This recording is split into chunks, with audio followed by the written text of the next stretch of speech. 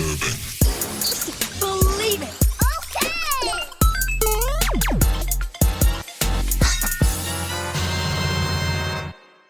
What's going on, Geeks? You're listening to episode 388 of the Geeks Under Grace podcast. My name is Cody Armour.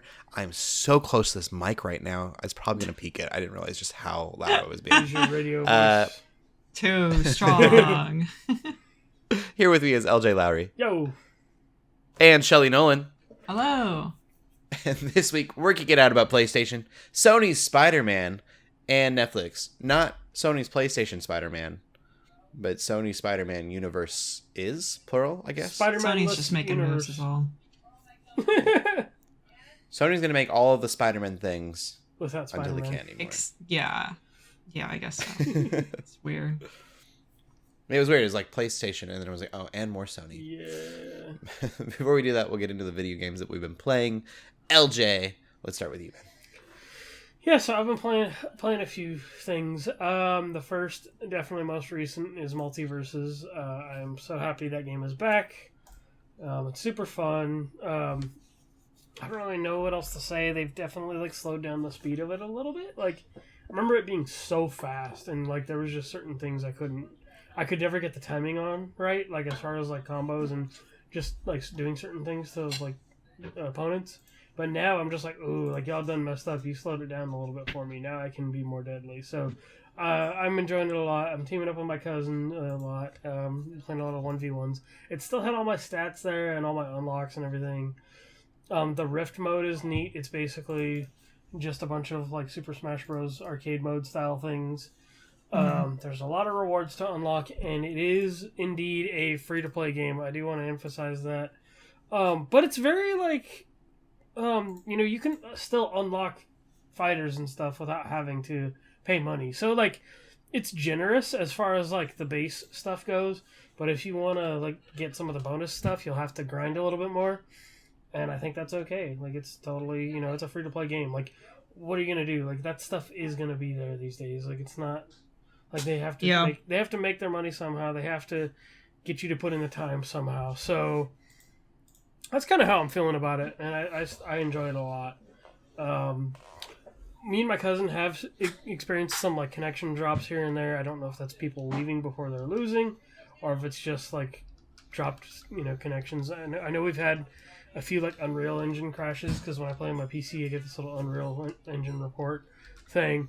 But yeah, I think it's super solid. It's fun, and I guess I know that Rivals 2 is coming and stuff like that, but and Rivals Smash, 2, baby. Smash isn't really I guess people do still play Smash, but Tons of people do. My husband does all the time. if you're looking for something else to play, if you're not really a Smash fan, It's always good to have more options because I think for a while, at least Competition is mainstream, exactly, competition's healthy, and I think mainstream wise, people only ever really think of Smash. It's definitely the most casual, just people have it at a party, people have it on their whatever console, they had it on their Wii or they had it on their GameCube, and now they have it on the Switch.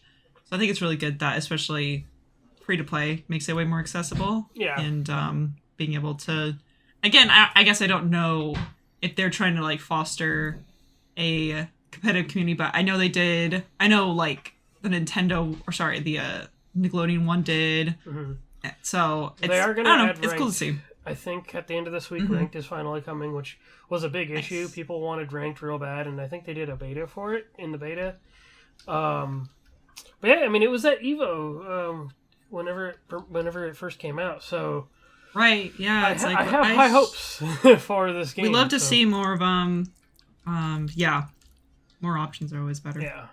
So yeah, I'm enjoying it. The other games I feel people are gonna care a lot more about are I grabbed Paper Mario and Endless Ocean with the Nintendo vouchers. Mm-hmm. I wanted to. So Paper Mario is Paper Mario. I feel there's not much to say there. It looks. Mm-hmm. They definitely gave that game a facelift since the GameCube version. So I saw a side-by-side video and I just didn't realize how much they did to it. And I'm oh wow, okay. It's one of those games where when you play it, you're oh, this looks like how I remember it. But whenever you go back and see the old version, you're oh, okay, wow, that does look different, So yeah, and it's I feel the Switch obviously we all know it's not very graphically intense, but Yeah. the Paper Mario like actual graphics of being so simple, like the Switch really excels with that kind of art style. Yes. So Like it could just look really, it seeing looks very reflections vibrant. on like a wooden floor or something. Yeah. As silly as something small like that, and I'm like, oh, that's a nice touch. Like, Yeah. okay. Cool. That's good. Yeah, Paper Mario's super fun. I guess they redid the music in that game too, which I guess when I first played it, so the music was something I never paid attention to. But there is a way to unlock the old music style too. So. Oh, I did hear about that. Yeah. So I like the game a lot. I do want to play more of it. I've just been on a multiverses kick for the last week since that dropped. So. Paper Mario is real good. Endless Ocean is kind of the one that like I was nervous about because I heard such mixed reviews. And so I did that as like the second game for like the voucher, and so I think it's pretty chill. It's fun. It's a good time killer. Like it seems like there is like a story to it. And I've never played the other Endless Ocean games. But there's a story to it. Those like story missions seem like super quick. Yep. But then there's the shared runs, like the shared dives that are kind of cool. You can start on a dive and it gives you objectives, and you'll see other players drop into that same dive. And you can actually unlock coordinates, like once you complete those objectives, you can unlock coordinates to dive in certain spots again. And you get to see unique creatures and unique sea creatures that you normally wouldn't find like out in the water. And that's all Endless Ocean, baby. That's yeah, that's the kind of stuff I remember from playing. Like the first one is like, I guess like the first one you'll find it's like, oh, here's this like bird that's diving into the water for some reason, and he's legit swimming under the water, and it's like, oh, that's a unique species of pelican or something like that. And I'm just like, because that's extremely weird watching a bird flap his wings underwater. Like that's It does have like a photo mode too, which I'm like, yeah, I'm all about it. I'm all about the photo modes. So I think that was a big appeal for me, but it does seem like one of those games that, like, if I just want something super chill, like, cozy games are a genre now. So, like, I think those, like, with the shared dives and everything, like, it's going to make for a good cozy game. So, it's funny to think about it as a cozy game because, again, I played the first and second one quite a bit growing up. And again, like you mentioned, like, cozy games is now like specified like genre basically, but it wasn't back then, and I never would have thought of it that way. But looking back, I'm like, yeah, it definitely was, because you're just kind of going around like there's kind of that story, but you're mostly just chilling, and you're mostly like you're researching, you're sort of uncovering stuff, and you're swimming around, and there's not like it's not like Subnautica where you're swimming around and there's big things that are trying to kill you. It's like you're more just discovering and you're existing and sort of witnessing this cool, bioculture that does actually exist for the most part in this world. So it's pretty cool. Yeah, and they add a bit of uniqueness with some of the sea creatures too that's like aren't necessarily like realistic, but they're still based on like real things. I like it. I can't say whether it's like worth that price because I think it's still like $40 or $50. It's still kind of high. I think it might be like 50. I feel like that's a game that, I don't know, like, if that's one Nintendo will put on sale, but I feel like a solid $30 is like what this game would be worth. Totally. Maybe even 40 I could maybe see, but 50 seems a little high still. Like, that's why I'm glad that I grabbed it with a voucher, because I was like, I don't know. I was very hesitant to pay full price for that game, so technically saving like $20 or whatever it is. Like however much I saved, I think was worth it for me. So, yeah, that's a fun little game. So that's what I've been playing. And Shelley? I spent the entire weekend just playing Animal Well. Nice. I beat it and I got all the achievements, but I stopped when I was ahead. I thought halfway about trying to 100% it, and there were a couple secrets. I'm trying to be really vague, by the way, because I think going into this game with as little knowledge as possible is the best way to go about it. But there's just a lot of secrets in the game, and the well goes deep, for lack of a better term. It goes so deep. The secrets really pun intended go crazy. Yeah, basically. I mean, it's layered, which is very cool, but yeah, it's some of the secrets I was like thinking about, and I was like, oh, you know, maybe I could do it. Then I tried it, and I was like, you know what? Starting to not have fun anymore, and I think if I want to end it on a good note, because the truth is all that extra secret stuff is all completely optional, and that's what's so cool I think about the game, is that I really do think pretty much anybody could beat it if they have patience and if they are willing to kind of try things. I think anyone could do it. I don't think the puzzles are too hard. And for anyone who has no idea what Animal Well is, what we're talking about, it's a Metroidvania. Okay. It's very, very stripped down, very distilled, I think is the word I want to use. It's like distilled Metroidvania. You really have just the simplest moves ever. Like you can jump and you can move side to side, and that's all you could do, at least in the beginning. And obviously, like any Metroidvania, you get sort of abilities and items later that let you kind of solve more puzzles and kind of open up more parts of the map. But it's really all about exploration. There's no combat. I mean, there's things who want to maybe kill you, but there's no combat. It's not like no combat system. You have to figure out your way around it every time. So, it's such a good game. And I do intend to write the review for it for Geeks Under Grace. I'm just I think at first, because I really didn't get a lot of time to play it in May, which is really frustrating. I had just had a very busy month. So I played it for a couple hours and I was like, I don't know. And then this weekend, I finally had time to really get into it. I just didn't want to stop playing. It was so good. It really engrossed me. So for now, I recommend it to just about anybody. If you're curious about it, just do it. Don't let the sort of internet scare you with like, oh, there's so many secrets. They're all optional. You don't have to do it. I got all the achievements because I didn't really want to be done with the game. And those were easy enough for me to do. Like it's still, I had fun getting the rest of those achievements, but that isn't even necessary. Like you don't have to do all of these extra things in order to get your money's worth out of the game or get all your enjoyment out of the game. Like just playing the game how you want to play it is kind of the best way to go about it. It's just, the environmental design is insane. And just the way that it introduces new concepts to you and little puzzles and things like that. It kind of makes you feel really smart sometimes, really stupid other times.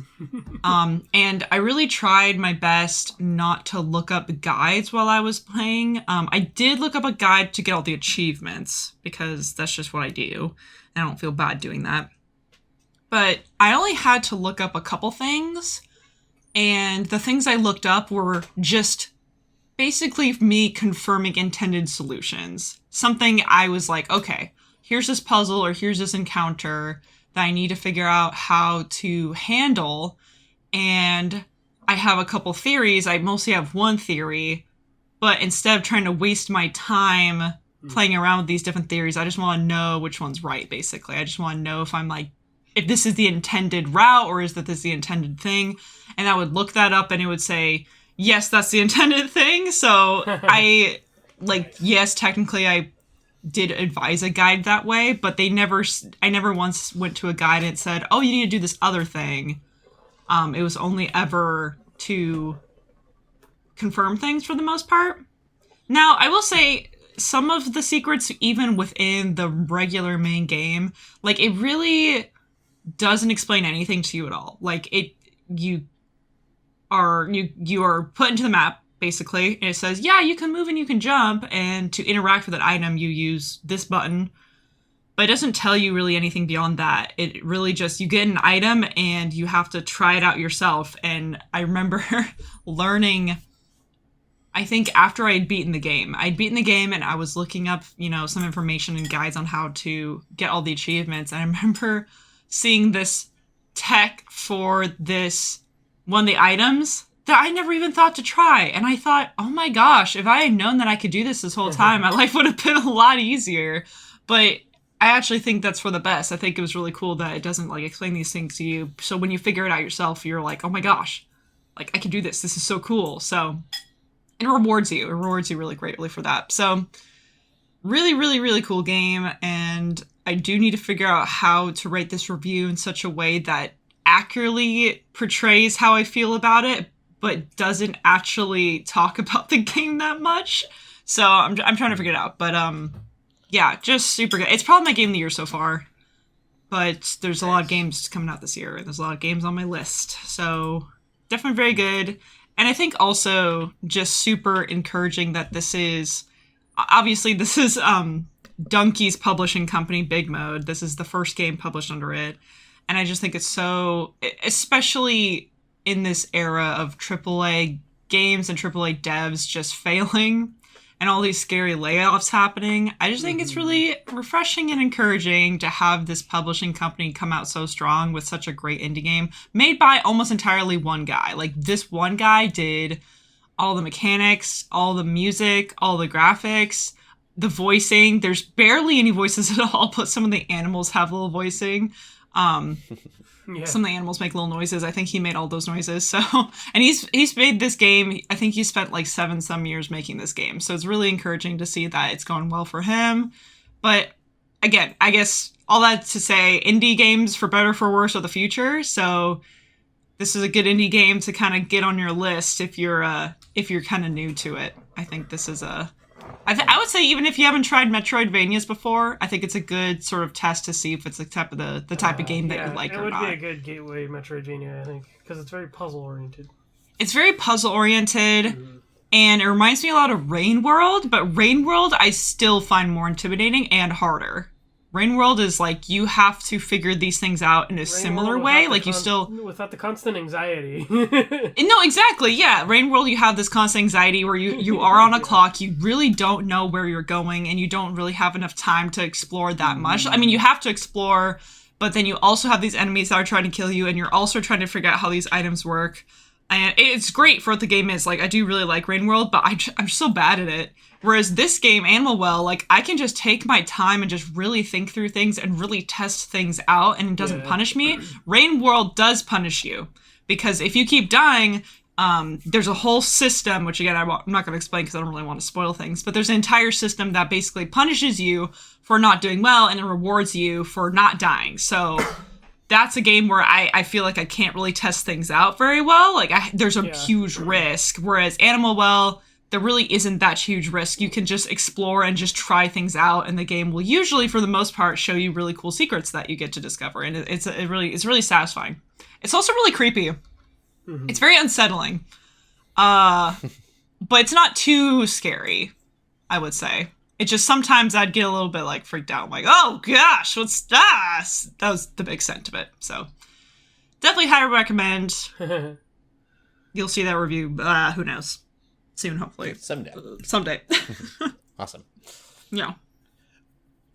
I've been playing a new game. TikTok told me that I needed to play Sunhaven because I play Stardew. And so I downloaded it. It's like $30. So far, I don't know if that $30 price point is necessarily the right price for it, but I'm not sure yet. I did see it's like 50 hours to play. How much is Stardew nowadays? I don't even know. I bought so long ago. Oh. I believe Stardew is $15. Yeah. Then that's... I see. I want a little bit of reference for there. it to be twice the price. I'm like, yeah, okay. But from what I'm gathering, it's a huge game, and so maybe I'm paying for that. Like, you have a town that you're in, but then it will kind of expand to other towns. And the reason that Shelley's bringing up Stardew... Oh, yeah, because I said Stardew, too. The reason we're bringing up Stardew is they're very similar in... They're the farm, like, cozy farm simulator life type game. But you have different races. So you can be like an elf, you can be an angel, a demon, an elemental. Ooh, that's there's a couple cool. other ones. All of them do kind of their own thing, and then from what I'm gathering, and I don't know for sure, I'm very new to it, is that each race will have kind of their own farm that you can go find later. So I'm kind of at this default farm, and then I can kind of unlock these other farms. And then the races are like, they have their own, special stats. You also get like a skill tree. So when you upgrade your farming, there's a full like tree of things to kind of level up on. There's farming, combat, mining, very Stardew in that sense. Yeah, I don't know. It's really cool so far. My biggest gripe $30 seemed high, and it's not super compatible with controllers yet. Oh, okay. After been a couple years. So I've literally been playing it because I'm not a keyboard and mouse person, and I might as well at this point just play it with keyboard, but I've been playing it with the controller in my left hand and then my mouse in my right. It's got a very weird situation where, like, when you hit a button, it won't be where you're facing that'll, like, get watered or planted or whatever. It'll be wherever the mouse is pointing. Oh, weird. Okay. And I think for someone with a keyboard and mouse, that'd be super nice because I can actually stand in one spot and I can water like 3 it's or 4 that way in tiles Stardew. for me. Yeah. Mm-hmm. I do that. I've never played Stardew that way, so I don't know. Well, see, and that's the problem. I tried to play Stardew on controller, or I tried to play it on my Steam Deck, and I was having such a hard time without my keyboard and mouse. I need it for those kinds of games. Yeah. So that said, Sunhaven might work for you better that way. One thing that if I read correctly, I think is really cool. So you can have multiple characters, but I'm getting that it's just one farm. So you have kind of like one save file from what it looks like. But you can have multiple characters. And so if you are on a multiplayer, in Stardew, for instance, if you're in multiplayer, then you build a new character and you put that new character in Stardew's server and someone else's server, and then you kind of start from scratch. You can have like a fully leveled up character in this, and you can join someone else's server, and you'll have all of your stats still. You don't have you still got to start fresh on the farm, but at least your character is leveled up. Okay. Which I thought was pretty cool. So haven't played online yet, but really love the concept. Super fantastical. I was on a train to get there in the story, and the train is literally just 2 like train cars, and then there's a dragon on top of it holding on to the train and just pushing it along. That's kind of sick. It's funny. Yeah, I love it, and it's adorable. Like, the animation style is amazing. It's been really cool so far. It's very fun and whimsical. But yeah, if you like Stardew, especially if you've been playing on PC and you like your mouse and keyboard, I think that it would be a game that would be decent to check out. I already downloaded mods on it because that's if I want to do it on PC, might as well. But they've all been quality of life things. Items only stack to 50, and so this has a thing that allows you to stack up to 90. And I added sprinklers from Stardew Valley into it. So Nice. It didn't have sprinklers, and I was like, that's not going to work for me.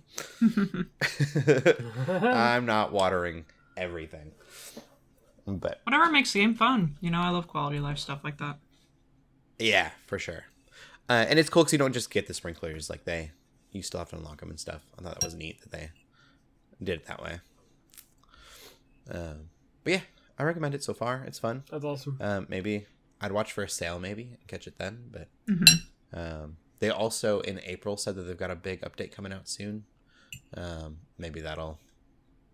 I didn't look at the patch notes. Maybe that'll bring controller support.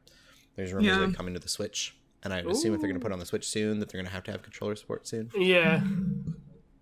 That actually reminds me, because it's slightly more gaming news actually, but Larian, they put out some notes today, or recently at least, that they're putting out another patch. Actually, I think in September, so it's kind of far from now. But they're putting in a modding toolkit. Ooh. That is going to make it easier and prevent so many breaks on the PC version, but also allow for modding on console version, which is great for me because I've been wanting modding for so long. But I got PS5, I have it on the PS5, so I'm like, oh, let's go! I'm so happy about it. It's cool. That's awesome. I love games that allow modding on consoles. It's so much easier to do on console. It's kind of just a plug and play. I think Fallout 4 had more modding stuff on the PS5 release too. That's awesome. Yeah. But anyways, highly recommend if you're into those. The other one that I saw and I didn't play, but I'm going to mention it to you is Moonstone Island, and I believe that's on the Switch, and maybe only on the Switch. I'm not sure, but it's like I've heard of it. It's not multiplayer, and that's why I didn't grab it. But it's a creature collector. They've got kind of a Pokemon situation where you capture creatures and you can battle them. I think it's as far as the comparison goes. But you put your farm wherever you want on the island, and can set up shop and then go collect Pokemon. And I'm like, that sounds great. And it's also that kind of top down style. Nice. Really neat. But let me get into the gaming news. Cool. LJ, what's going on? Yeah, let's do it. Yeah, so we had the State of Play this past week. And not anything too crazy because Sony had already said that don't expect any like of their super major like franchises this year, which I love that they tempered expectation ahead of time.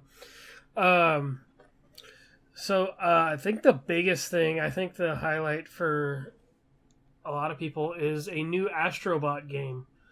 And this is a full-fledged, like full-priced platformer that it looks awesome. It basically, I heard the comparison, like Nintendo won't make Mario Galaxy 3, so Sony said they will. And that's what we have in Astrobot. It looks fun. It looks great. It's going to involve a lot of like PlayStation, nostalgia and characters and things like that. There's like literally a scene in the trailer where you're basically flying a controller. It looks flippin' sweet. I'm excited because my nephew, he got into the Astro's Playroom, and I'm like, there's a VR game that I can't have access to, but yeah, that's all we got.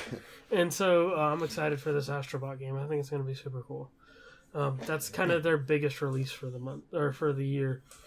And then on this list, they have a thing called Concord, and this is a 5v5 hero shooter, which my response is, that's a bold move, Cotton. Let's see how it works out for him. Because, and then this is like hot off the heels of like Marvel Rivals too, which is on this list as well. That's getting a beta, a beta on PS5 and Xbox in July. And so I guess they are going to move into the closed beta phase since they just did the alpha. But this hero shooter just does not look like... It looks like definitely like sci-fi, almost Guardians of the Galaxy inspired. But it's like you just kind of don't bring anything unique to the table. So, I mean, I hope it does well. It's free to play. Like, I'll probably give it a shot, but it just does not look like it has anything unique going for it. Yeah, and then we have God of War Ragnarok coming to PC, official announcement. So that's exciting for everybody who's got to wait. Who doesn't have a PlayStation? Like, if you got a PC and you loved God of War, you can play Ragnarok, which Cody and I just both beat recently. Yeah. Yeah. There is the Until Dawn, which like a remake that I think that already got revealed, but they had more gameplay of that. Path of Exile 2, that's the isometric free-to-play game. Monster Hunter Wilds is another big one, which I think we finally saw some gameplay stuff of that. That's coming in 2025.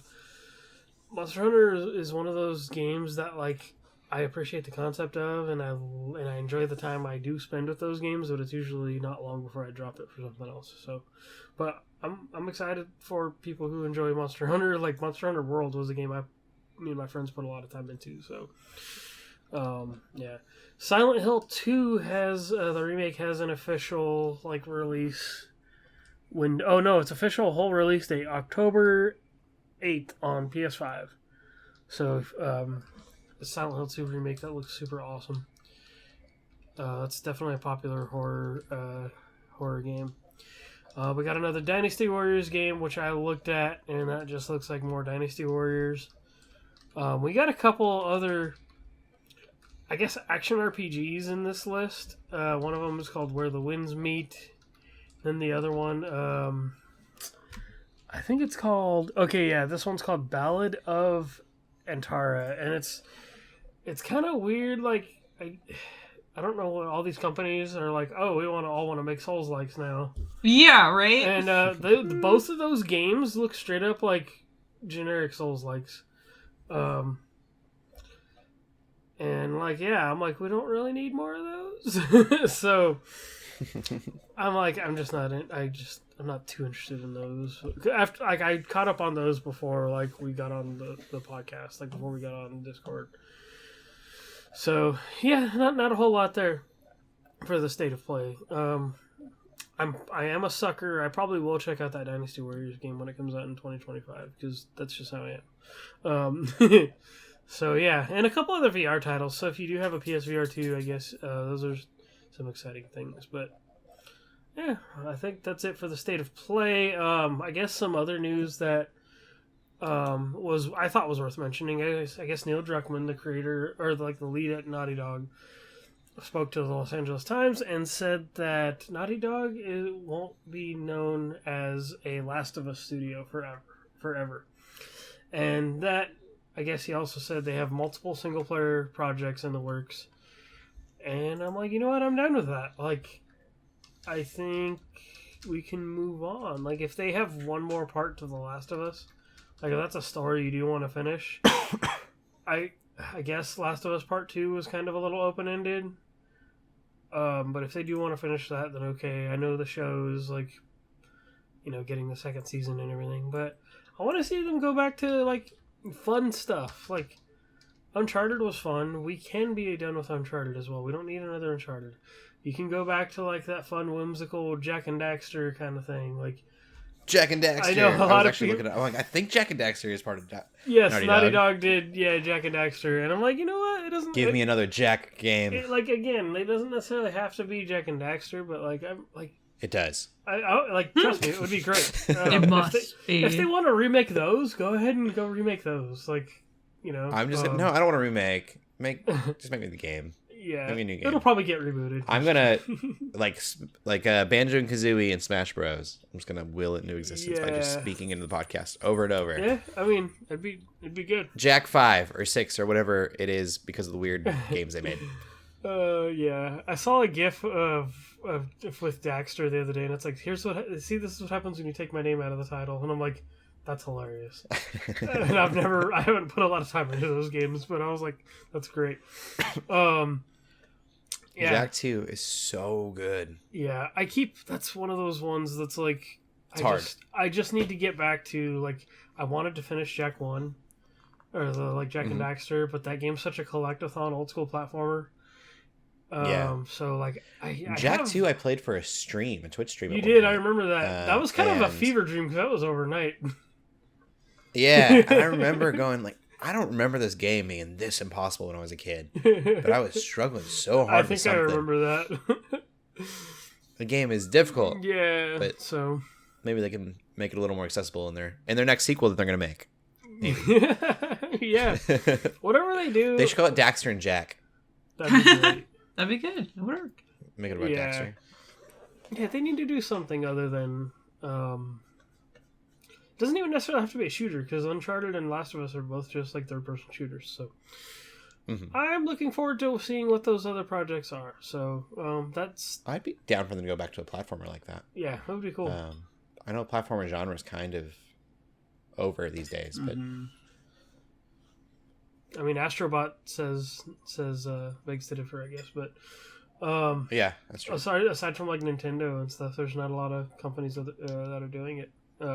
Definitely some indie stuff out there, but yeah, I'm excited that they're moving on to other things, or they're at least looking at other things. Like another Last of Us could be one of those single player projects, but yeah, I'm glad they're kind of keeping things open. So yeah, cool. That's gaming news. Sweet. We'll get into the movies then. I don't believe I saw a movie, so we'll go to Shelley. Yeah, I watched. I feel like I did watch a movie. The Haikyuu movie that's out, the dumpster battle. I missed the Spy Family movie in theaters, so at least I got to see this one. I care more about this one, I feel like, because it's... Man, Haikyuu's been out for so long, and the fact that it's not done yet is driving me crazy, because you could just... There's like 4 seasons or so. Season of that soon, or is that just the movie? Well, I hope there's going to be another season because it's still not done. And the movie, which I knew it was going to be this case, but the movie is just a volleyball set. It is just one volleyball game. Really? Yeah, which is like normal. And I expected it. It's like, it's just, they're not done yet. It's not the end. That's kind of an awesome concept for a movie, actually. It really, it was one of those anime movies that was just a long episode of the anime, and that's kind of all it was, and that's fine. Because it was a really good episode straight up of the Dragon anime. Ball Super Broly. Like, it's just a long DBZ episode. Right. Yeah. It's like Whereas, a like, long fight scene that's going to take most of the runtime. Exactly. Whereas the implication I got and sort of impression I got from the Spy Family movie when it came out, and again, I didn't get to see it, but it was an original movie. It, like, didn't progress the plot supposedly because it was an original story. Movies, right? Right, but this one is very much like it's kind of like the Love Is War movie that ended up being split into a couple different episodes for Crunchyroll streaming. Or on Netflix or whatever it was on. It actually, it's like an arc. It's like a thing that happens. They did that in with manga Dragon Ball Super with like the first couple movies, and I'm just like, I'm skipping all of this. Yeah. Oh, it's good though. It's just everything Haikyuu represents, where it just makes you want to play volleyball. It makes you want to be passionate about anything, as passionate as these guys are about volleyball, and it's really wholesome, and it's really ridiculous because they will just do all these like montages or like flashbacks mid-set, or like they'll like do a set, or they'll like they'll volley the ball, right? Someone gets a point, then they have like a whole conversation afterwards. It's not even a timeout some of the times. Sometimes it is. Or like, sometimes that's kind of what Kuroko's basketball does. There'll be like a whole conversation like mid-play. No, literally. It's like, I'm like, you can't, I mean, you're gonna like maybe have 1 second to kind of bring the crew together, then break back out before they serve, but yeah, it's like in probably between plays, there's no timeouts or anything. So it's pretty fun. It's pretty great, and I do really enjoy it. I did really enjoy it. And I think part of it too is, and again, I know it's because it's an anime movie, but it was legitimately pretty refreshing to have a movie that was only like an hour and a half or something. I'm like, man, when's the last time I watched a movie that was like reasonably length? Like all these movies nowadays are so long. They're so long. So this one was like not too long. It was very like, reasonably paced. Like Furiosa was like 2.5, and then like Godzilla was like another 2. You know, I'm just like, heck, even I enjoyed The Fall Guy. It felt long though, and that I think was just a regular movie. I don't remember how long it was, but I was just like, man, like I kind of like shorter movies. I'm like, we're getting to the theater, and we're out of the theater. Like, it started, I think our showing was for, like, 7:50, which means it doesn't start until 8 something, right? Because of all the ads. Yes. We were out of there before 10 o'clock. And I was like, this is crazy to me. Like, whoa, I have energy still. That's like, what I miss about my old theater, is my old theater used to show some, like, pre-trailer ads, like a few, and then only 2 trailers, and then that was the movie. But, like, all these major theaters are, like, 20 to 30 minutes of, like, trailers now. I'm just like, wow. Yeah, but anyway, just not much to say about it. I definitely don't like saying almost anything about it would be like spoilery. I think it's just like if you are caught up on Haikyuu, definitely watch it if you can. I'm positive it's going to be coming on streaming services eventually. You just might have to wait, and it's fine. In fact, I don't even know if it's in theaters. It might have just been a 1-day thing. I have no clue. Like a Fathom event thing. But I'm not sure, but I liked it a lot. Nice. So I like the show, and it just makes me want more. And I'm like, okay, how long are we going to have to wait till another season?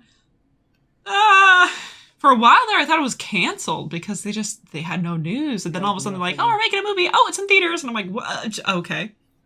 Freaking this anime started in like 2017 or before that, maybe even. So anyway, that's what I watched. Nice. Cool. And then LJ, what have you watched? Yeah, so a few weeks ago I did get to watch Furiosa, which was super good. Nice. It's really good. I want to see it. Looks good. It's still kind of... Did the CGI get better? Yeah. That's good. So much... The trailer... I saw the CGI in the trailer and I was like... So, like, in terms of CGI, like, I guess, I don't know, it's hard to, like... I guess some of, like, the fire and some of the explosions are, like, the most CGI I think the movie has. Okay. Because a lot of it's practical effect. Like, a lot of it's practical. Like, all these stunts and everything. I guess, like, there's, like, an 18-minute... Yeah, there's definitely an 18-minute action scene in there that took them, like, 79 takes or something like... Or, no, 79, I don't know, days or something. It was 79 days, I think it took them to film. I mean, a Mad Max movie should be practical effects, in my mind, at this point. Like, the trailer felt like it had some CGI rough edges when we watched the trailer, and I was like, I wonder if they'll clean those up. Yeah, like apparently those movies are notorious, like, hardworking movies. Like if you like there's just one of those movies. It's like, I guess if you know kind of thing. Like if you've had a chance to be in one of those movies, which I think is exciting. Because a lot of that stuff is practical, which I think is amazing. Like that's how George Miller has always done it. I would say it's kind of weird because it almost feels like a part like of Fury Road. It feels like it's almost like the Star Wars. Well, I don't know. I guess those movies are, but it's almost like watching Lord of the Rings movie. Like even though like they backtracked it, I guess Furiosa was supposed to be an anime or something like that, and I guess they never got that part off the ground. Because I guess they had that script written before. I guess he had to write that script so he can get the script written for Fury Road, and then so like that movie's been planning on getting made like for like since the other one came out. So it's super good. Anya Taylor-Joy and Chris Hemsworth knock it out of the park. They're super cool. Even though Anya Taylor-Joy has like 30 lines in it. Like she acts her butt off like as Furiosa. Like she's a great actress. Yeah, I really like her. Yeah, she's awesome. Chris Hemsworth is great too. That dude's he totally just owned that role. Yeah, so go watch it. I recommend it. It's a really good time. Yeah, so that's really all I got to say about that. The movie that randomly dropped, I guess Saturday night or Friday. I think it was like Saturday morning or something, late Friday night. All of a sudden, Godzilla -1 is out, and not just on demand, but on Netflix. Like I woke up Saturday morning, and I'm like, what? Like I was like, wait, hold on, like. And so the first stuff I was seeing was that it was in certain regions, and I was about to be like highly annoyed. I was going to be like, this is messed up if we don't get this movie. And then I checked my Netflix, and I was like, it's there. So I was so excited. I watched the movie yesterday. So good. Legendary. This is how you write a human story in the Godzilla universe. They need... It's very good. Godzilla's definitely a big part of it. Again, Godzilla, like I guess like the Japanese movies have treated it, Godzilla is very much a embodiment of a natural disaster. Yeah. Yep. Heavy movie. Like He's actually a giant monster in this. Yes. Not a hero. Yeah. So I didn't expect a Godzilla movie to like make me cry, to make me shed tears. Like, it was that heavy. I was like, oh my gosh, like, this is insane. This is so good. Yeah, it was well written. Extremely well written. But when Godzilla defeats Ghidorah, it's so touching. Yeah. Like, and say that's the thing, even the old Japanese, even the old movies, they definitely got, like, oh, we can sell toys and books and stuff, so Godzilla is a hero. So Legendary isn't necessarily guilty for that when Toho did that in the past. So I just like how they're going back to like what Godzilla is all about, and they did the roots. Yeah, and so like they did that with Shin Godzilla, and Shin Godzilla still felt very much like old school Godzilla movie. I was like, okay, this is cool, but it just felt like -1 takes that and just makes it so much better. Yeah, it's super good. Godzilla looks crazy. They do some interesting things with his design and just the way he does things that I found extremely interesting. Special effects are great. The sound is awesome. I watched it with my headphones on and laid in my bed and watched it with my headphones on because I was like, I can't see myself watching this movie any other way. Everything was awesome for the small budget they had. Like, it's super amazing. So yeah, I highly recommend it. Like, even if you're not like a fan of big kaiju movies, it's more than just a like kaiju destroys stuff or like fights another monster. It's a really touching story, I think. Yeah, I'm excited to see it. So, yeah, it's super good. And that's all I got to say. Awesome. Yeah. We'll get into the movie news then. Shelley, what's going on? We don't have much here kind of mentioned at the top of the show. Both of them have to do with Sony Spider-Man stuff. So we actually have a trailer for Venom Last Dance. I don't know if it's supposed to be like the end of a trilogy or... I'm not really sure. It's his last movie. I've heard people definitely have issues with the title. Because like that, like... that has such big implications, and like that was the name of the Michael Jordan documentary. So it's like you can't act like this is total greatness, when you've only had a few movies. Yeah, it's not like Venom is I a didn't catch that. masterpiece, but I think it is his last solo film at the very least. right, exactly. I think that's fair. So, And then it's Morbin time. or something. Yeah. Yeah, I don't know what they're I doing. don't know. It's weird that and maybe I mentioned it on the show before, but it's just weird how like Venom came out and was just kind of mid, but like Venom was then decent, at the least, other for being a movies mid came movie. out. Yeah. And like Morbius came out and it was like bad. And people were like, okay, maybe Venom was actually not that bad because Let There Be Morbius was a Carnage little was less than mid. It was kind of extremely, bad. mid for And then me. Madam Web came out and everyone's like, oh my gosh, that's even worse. Yeah. Maybe Morbius wasn't so bad. Maybe Venom's actually good. It's like the more they're propping up Venom because their other projects are so bad. And like, like I don't Carnage think was that's such a waste. Like does big Venom, yeah. Is Venom actually good because of that, or are you just in comparison to the other in projects? comparison to the other movies, yes. Like Craven looks bad. It looks like just as bad, if not worse. I So thought we were supposed to and- get that movie, I think, Yeah. before Madam Web, but I think it got delayed because of strike stuff. yeah, it's weird. But anyway, Not that it matters. there's another trailer, and I don't really have much to say about it other than the Venom horse at the end was really cool. Why haven't we been doing that the whole time?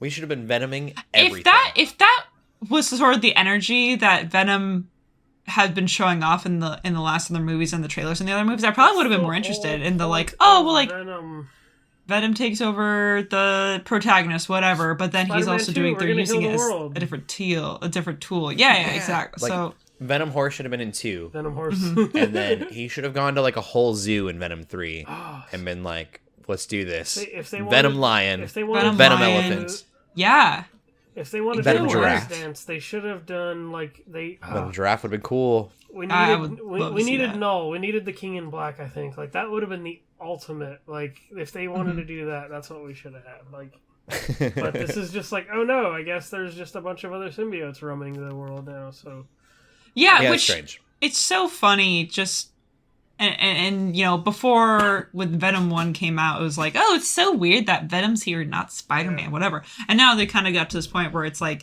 basically confirmed that there's the Spider-Verse, right? And how all these different universes have different things, and how this one probably just doesn't have Spider-Man, or at least doesn't have it yet, or maybe it never will, who knows. And so it's kind of put position of Venom being from a pretty strictly villainous standpoint to now kind of not being a villain because there's no one else to stop the other symbiotes, and now he just has to, which is just so it feels straight out of like What If, or straight out of an actual comic where let's just focus on Venom if he wasn't the bad guy. they're just doing whatever they want. Like I guess. Yeah, it's silly, but maybe that's what it needs to be. Maybe it needs to just be silly and funny and just kind of a popcorn movie.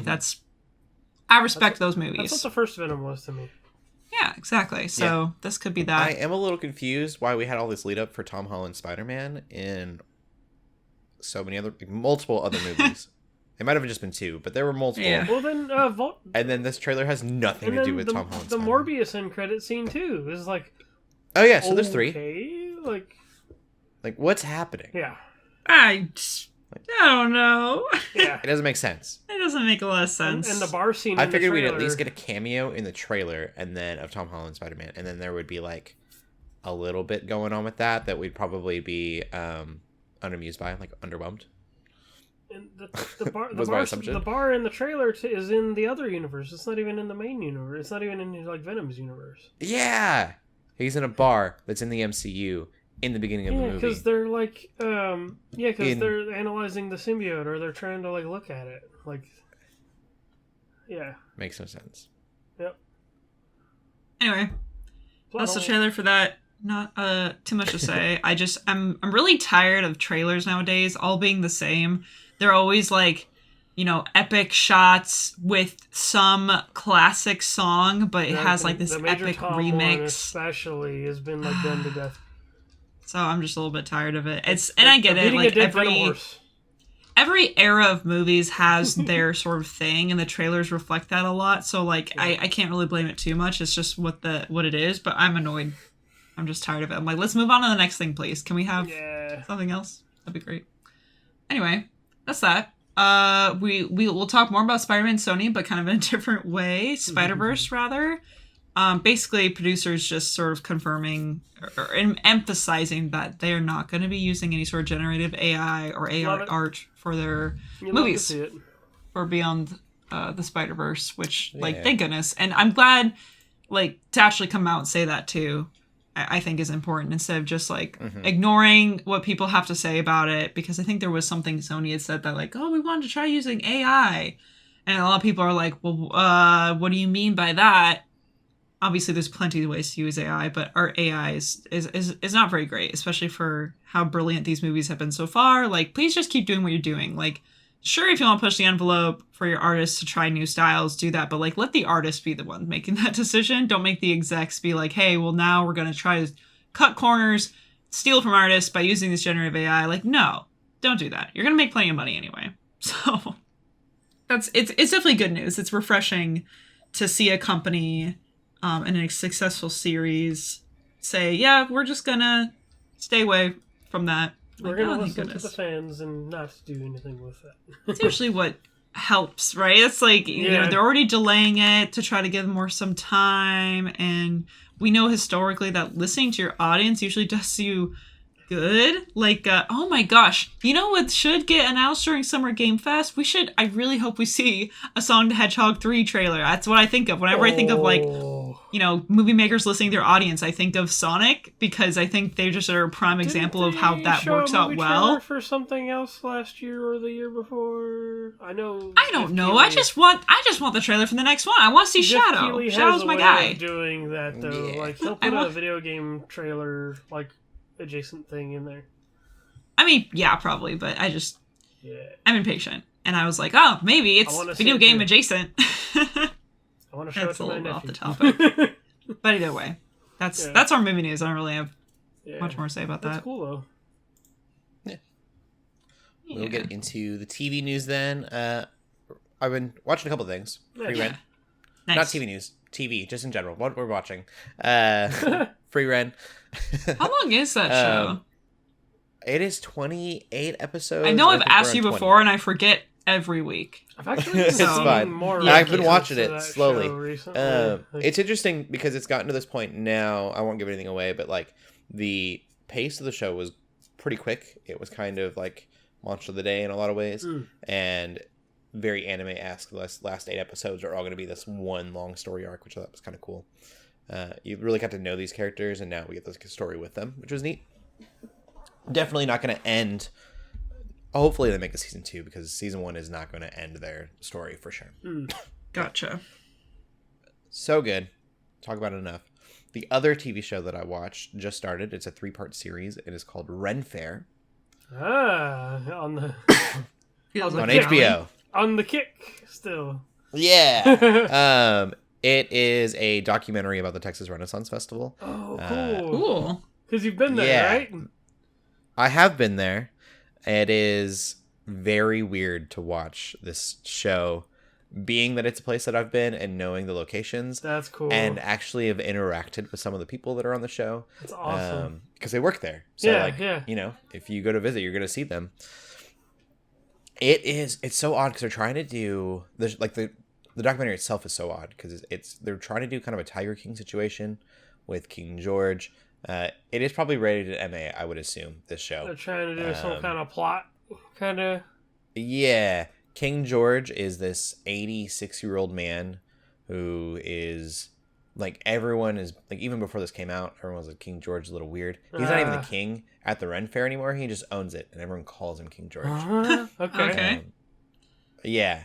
He owns this mansion, like, next to the Ren Fair, and he has a mausoleum that he plans on getting, like, that's where he's going to be buried. He knows, like, how he's going to die and everything. Wow. Everything is, like, inlaid in his house with this kind of, I'm assuming, fake gold plating.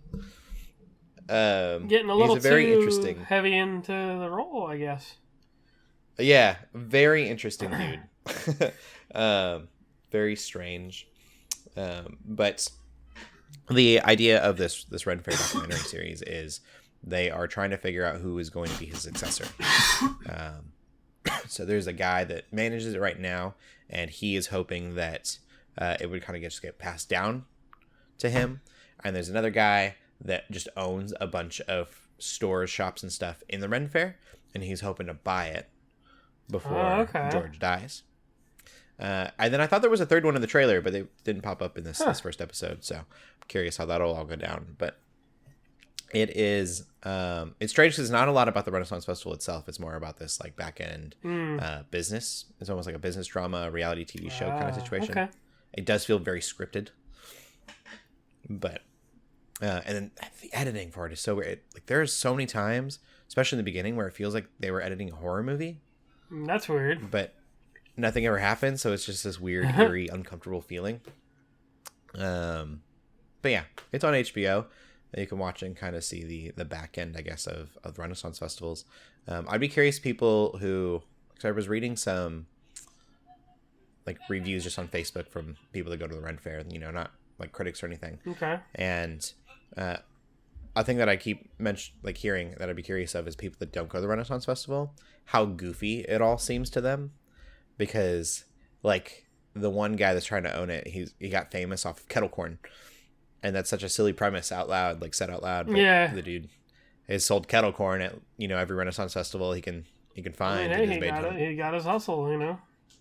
Yeah, he's made millions of dollars, and so it all just sounds so goofy. But I'd be curious. Imagine how much kettle corn I'm almost you're a little selling nervous during that event, though. Like, you know.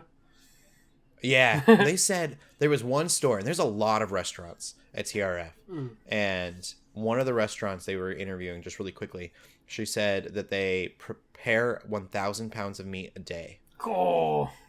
And get rid of it, like that weekend. Dang. 1,000 pounds every Saturday, I would assume, and then every Sunday. So, yeah, that's wild to me. It is wild. But it's a big business. That's cool. Yeah, I'm a little nervous because I like going to that Ren Fair, and I feel like the show either will put it in a negative light, or a bigger worry is that it's just going to make it really blow up and everybody's going to go this year. Oh yeah. And it's already the biggest in the United States, but it could be packed. So we'll see. But that's all I've been watching. Nice. LJ, how about you? I've been watching a bit more Demon Slayer. I'm finally kind of making my way a little bit through that. Still very early. My favorite, I definitely have a favorite character now. Inosuke is definitely my favorite. That dude is just so nutty. He seems like a fun character that's going to have a lot of fun character growth. And so I'm kind of excited to see where that goes. So yeah, it's fun. I'm enjoying it a lot. Just as they kind of travel that world more and stuff like that. So I know there's new episodes of that happening like right now, but I'm nowhere near that. So I'm enjoying it. It's become one of those shows like I'll put on an episode or two if I have some extra time. So yeah, that's not really much to say there. I haven't played it much yet, but I think it's because I'm hoping to finish like the arcs that the game covers. But I actually bought the PS5 game. To play once I finish. I think the game goes up past Mugen Train. So as soon as I finish like up to that, like I'm gonna start playing that. So yeah, that's where I'm at with it. Cool. Mm-hmm. And Shelley? Yeah, watch some more Clone Wars, but I don't really think we're in the era of Ahsoka and Barriss go on these missions together, and then they almost die every time. And I'm like, Anakin, Obi-Wan, you gotta stop letting this happen. You gotta stop letting the Padawans just do these missions by themselves. And they're gonna just die one of these days because they almost die every time. Not much more to say. It's still fun, but I'm just like, guys, come on. Although there was one thing where like Anakin did a little Force chokehold, and I was like, whoa! And it played some of the Darth Vader music, and I was like, oh, like, ooh, that's kind of fun. Yeah, they drop hints every once in a while. Yeah. Yeah, which I do appreciate because again, I think. Struggling a little bit to see how Anakin is the same Anakin from the movies. Like, he is just so different. But in those ways, that's why I appreciate it. Like, the slower transition of showing off, like, yeah, he is too emotional. Yeah, he doesn't know how to control his anger. And yeah, he's willing to just do stuff, even if he thinks it's for the best. So I appreciate that. Cool. Well, we'll get into the TV news then. Got a couple things here. Last of Us. We mentioned Naughty Dog earlier. We got some Sony in there. Yeah, we did. Look at us go. I guess you're right. Sony's in all these. Yeah. I didn't even realize that. Better than having, well, is it better than having Disney and everything? Yeah. Maybe it's just another corporation. I don't know. It's all about properties that they're bleeding dry, so I don't know. Yeah, it's just depressing. Anyway, continue. Jeffrey Wright is reprising his role in the Last of Us TV show. He was Isaac in Last of Us 2. And I don't remember who Isaac was, but that's a long game too. Like I don't remember off the top of my head either. And I played it very quickly, so it's not his performance, I'm sure. But Jeffrey Wright is an amazing actor. I'm actually it makes sense to bring him back on because he's more of an actor known for movies and TV than he has video games, anyways. That's smart. So yeah, I'm excited about that. I think it's a really good move. Mm-hmm. Going into Netflix news, we have a trailer for Legend of Lara Croft. It's Tomb Raider, Legend of Lara Croft, and the art style looks very similar to Legend of Korra, which I thought was funny. And Lara Croft also looks a little bit like Korra. You know what's funny? I also saw some screenshots recently of the Ark show, and that show also kind of looks like Legend of Korra, and also kind of looks like Lara Croft, like, which, like, it's great. It's not like a bad art style at all, but I think it's funny. I'm like, why do these all look the same? Yeah, I don't know if it's the same art style or not. Yeah, I know the studio that did Korra did the Vox Machina series. Yeah, which does check out. Looks very similar in that way, but doesn't look funny. As close. Like Vox Machina doesn't look a lot like this Lara Croft show. Not enough for me to think that they're same studio. Yeah. Right. Yeah. But we'll see. Art style wise, it looks very similar. Yeah. I didn't look into it enough to know if it's the same one or not, but it might be. I'm excited. Other than that, trailer looks fun. I'm excited that Haley Atwell's doing the voice for Lara Croft. Yeah, for sure. So that's like, I'm like, that's a great fit. So that's cool. And it looks like a decent show. I might check it out. Yeah. Yeah. The other thing that I will definitely check out, Umbrella Academy, season 4. It's the last season of the show. They're all getting so old now. Like, is it Ben? Is that his name? I can't remember. 5? It's been a while. No, Ben's a different one. I think it's 5. 5 is he's supposed to be a kid. And he's just getting to an age now where it's like, you're not even a kid anymore. But than that, there wasn't a lot revealed in the trailer. It was more of a kind of a teaser, but I'm really, really excited for season 4. Unrelated, do you guys know that they're going to use de-aging technology for Stranger Things? For who? For all the kids. No. Because they're all getting too old. So funny. Wow. Uh-oh. That's wild. Maybe you shouldn't have taken so long, Netflix. Yeah. Uh-oh. That's gonna look really gross. That's weird. Yeah. Just use better makeup. Do what they did in the old days. Dang. Yeah. Maybe it'll be subtle enough. Maybe because they're not having to de-age by like 20 years. Right. It's just a couple years. Yeah, maybe but it's... I don't know. That's still sketchy. Yeah. I don't know. That's rough. But that's all the TV news we have. Are you guys geeking out about anything else this week? Shelley? I finally started Mistborn. Nice. Which feels like a long time coming. I know it's like his second series or one of his first series. It wasn't his first one. I know Lantros was, but... And I'm really liking it so far. I'm listening through it because I clearly... Like, I actually have the book, but I just never really, like, read it. Or I read, like, I read the prologue in the first chapter, and, like, it didn't really capture my attention. I don't really know what it was, but there was just something about it. I was like, I just don't really care. But listening through it, you know, it's been really easy and good to kind of get through it. And I'm finally to the point where, like, things are really interesting. I'm over halfway at this point. And I am invested now. I like the characters. I think it's interesting. It did take a while to get there, but that's fine. I think it's funny how, like, I could definitely tell it's one of his first series, but it's not in a bad way. It's very much, it's just like kind of tropey, but I like tropes, kind of. It depends. I don't like all tropes. I think I don't always like how predictable they are, but I do like some of the tropes because I am just, I don't know, they can be fun. So I like that. And again, I also know Brandon Sanderson, even though this is one of his first novels, he could be flipping some of those tropes on his on our head. I just don't know. You know, I can think of what's going to happen next, but he could just be throwing a bone or something, right? So, because that is something I know he definitely does. Where, like in Storm Light, where I mostly know his work from is he'll present something and then it's like, oh, just kidding. That was like a red herring, or that was like you think we're going in this direction, we're actually going in this direction. Yeah. So that's great. So and what's cool is that he has finally finished the 5th Stormlight Archive book. I think it's gonna be called Wind and Truth or something like that, which is exciting. And I was kind of maybe hoping to be able to finish the Mistborn at least first trilogy before then. At this point, I don't know. I think that's book's coming out in December, which I'm like, bro. Okay, can you stop churning out these books so quickly? I don't know what you are, but you're not human. So he's cooking a little too hard. He cooking too hard, dude. Like I don't read other authors, which is probably bad. And I read comics and I read others. Actually, there is this other comic I read recently that was super interesting, but very dark, and it was really short. It's called, oh gosh.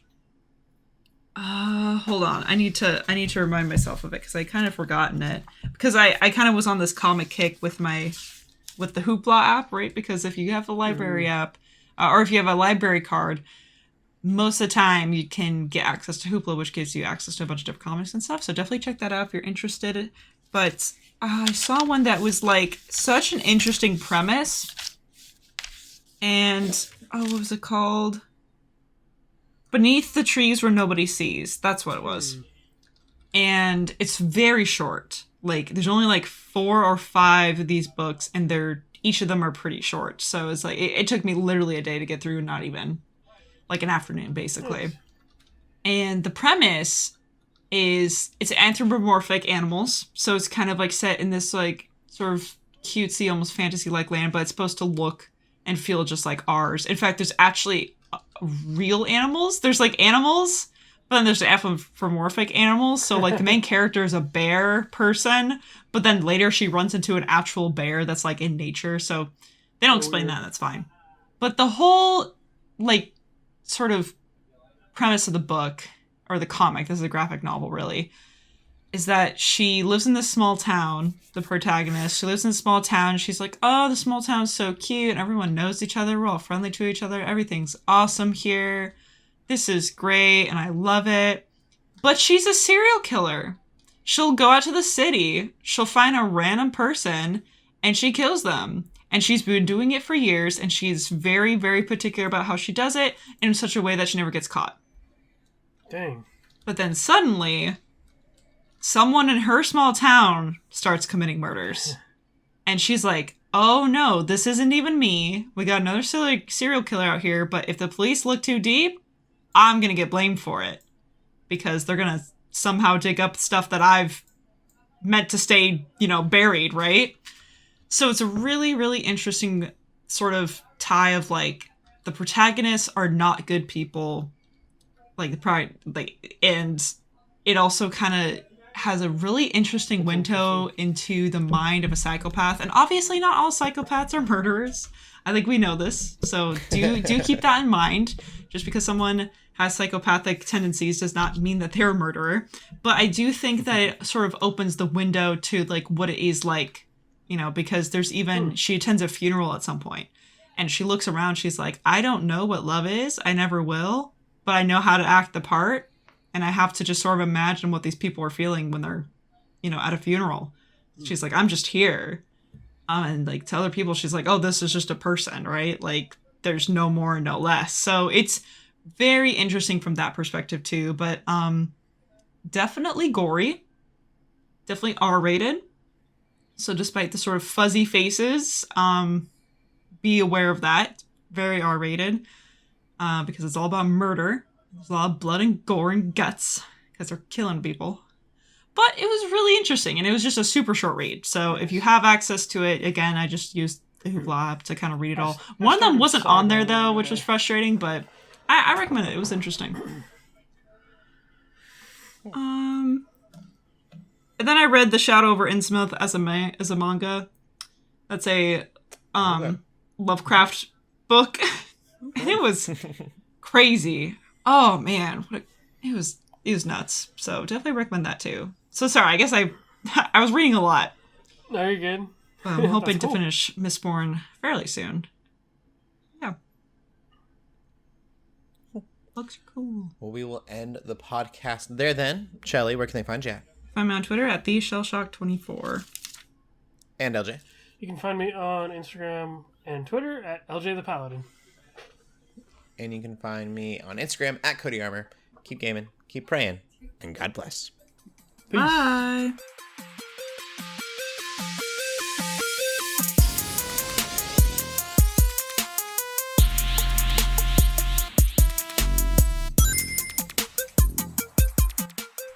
We hope you enjoyed this episode of the Geeks Under Grace podcast. We love hearing from you, so feel free to ask us questions or just comment on the show by using the hashtag GUGcast on Twitter, or by joining the GUGcast questions channel in the Geeks Under Grace Discord. If you like this episode, consider leaving a review or rating of our show on your favorite podcast app. If you want even more Geeks Under Grace, you can always go to geeksundergrace.com. We love you all so much, so thank you for listening.